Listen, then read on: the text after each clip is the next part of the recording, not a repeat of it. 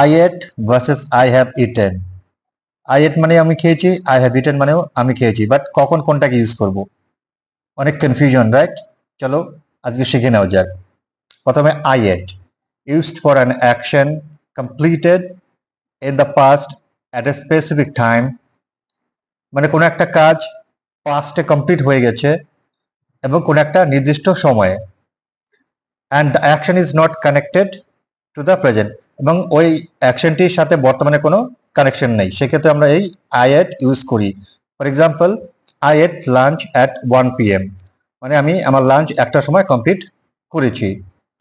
Clear? Okay, now I have eaten, used for an action completed recently or sometime in the past but it is connected to the present, মানে কোনো একটা কাজ recently বা পাস্টে আমি complete করেছি, but এটার কোনো কানেকশন বর্তমানের সাথে নেই। Second, exact time is not important, মানে কখন কাজটা হয়েছে সেটা দরকার নেই বা প্রয়োজন নেই, সেক্ষেত্রে আমরা এই আই হ্যাভ ইটেন ইউজ করি। চলো এক্সাম্পল দেখা যাক। I have eaten lunch already, মানে আমার লাঞ্চ অলরেডি হয়ে গেছে, বাট কখন হয়েছে সেটা জানি না।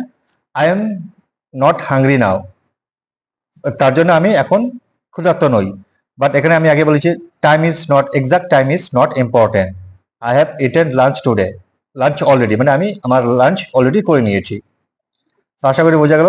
Thank you very much for watching.